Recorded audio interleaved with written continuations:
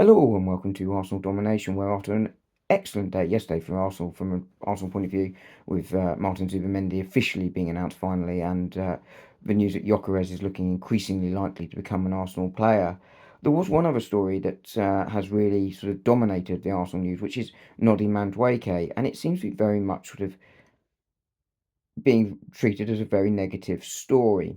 Now, straight off the bat, I have some concerns with this transfer too, but they're not the ones that you would expect to see. So I just want to very quickly break down, you know, what the pros and cons would be of this signing if it were to happen and what the implications would be.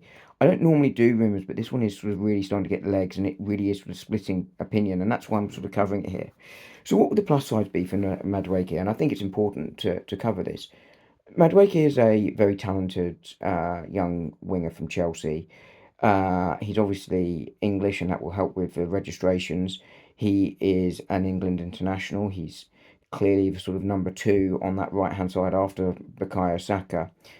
He is very good at pressing. He is very good at creating his own chances. He's capable of going inside or outside the fullback, and he's a very, very talented player. I think all of that sort of really fits what Arsenal are looking for. And Arsenal, for the last few years, there's been a lot of criticism that we've never brought in someone to back up Bukayo Saka.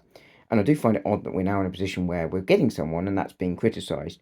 But I think there is a reason for this criticism, and it's sort of threefold. One, the price at 50 million looks excessive. Secondly, he's a Chelsea player, which I really don't understand, to be honest. Thirdly, actually, there's going to be four. Thirdly, it blocks Ranieri's pathway through.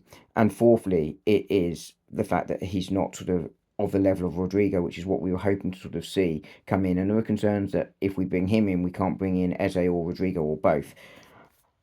And I think some of those are valid. I couldn't care less about the Chelsea thing.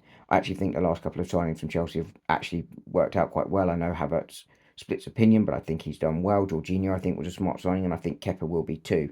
Obviously, before that, the history wasn't great. My biggest issues here are over the price. Arsenal are going to haggle at that price. I don't think they'll pay 50 million. But I do think that his arrival probably means that a departure would have to be incoming if we were to sign both Eze and Rodrigo. And look, Rodrigo is a long way off being done. A lot of other teams will come in for him if he comes on the market. But I think Arsenal have to make a big name departure if he goes. And that's going to have to be Martinelli. And I'd rather Martinelli played on the right when required rather than Simon Madueke. And my other issue, of course, is Ranieri. Am I going to complain if this happens and he comes in Madueke? No, I think he's a really good player. I just would have concerns about what might have been and about Ranieri. But let me know your thoughts.